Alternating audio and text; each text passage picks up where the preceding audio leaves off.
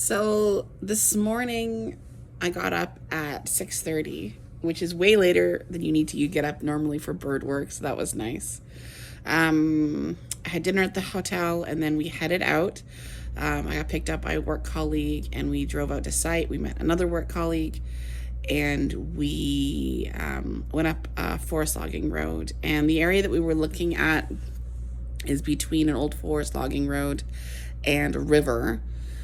And the question is whether or not the whole area should be maybe possibly turned into a reserve or have some kind of conservation status.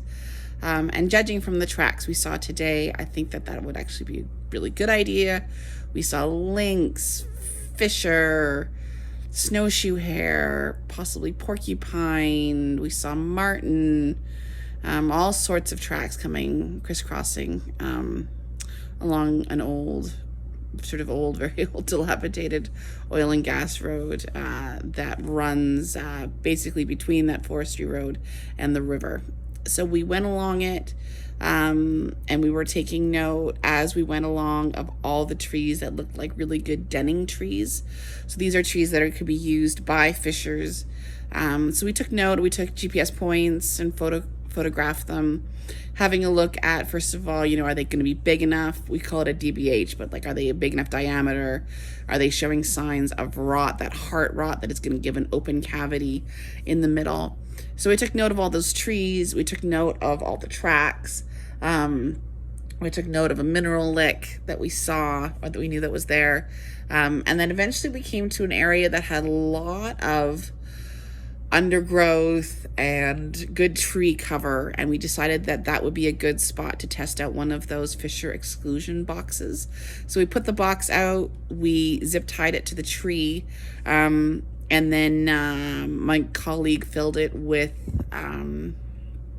fresh beaver meat. Most animals will respond positively to the presence of beaver meat, so that is put inside the box. There is no harmful trap inside. It's just a box with the meat.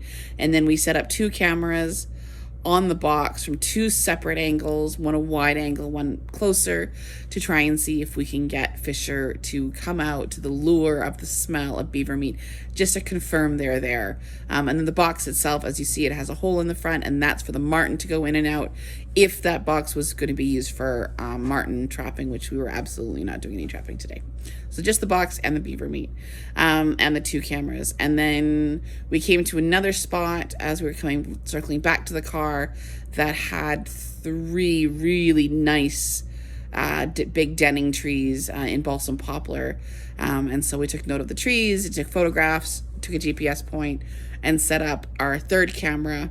And that 3rd camera is pointed towards the trunks of all of those trees, and we're hoping that we're going to be able to see fisher coming up and down at least one of those trees. A couple of them looked like they had openings that could be for a den opening. So hopefully with those cameras now in place, we will see those cameras collecting data and collecting information on fisher presence. That was it. It was a great day. We might head out again and put more cameras. We have 4 more cameras we'd like to put in a slightly different area, but it's going to depend on snow. So thanks everyone, and I'll make one more video showing exactly what we got on the cameras.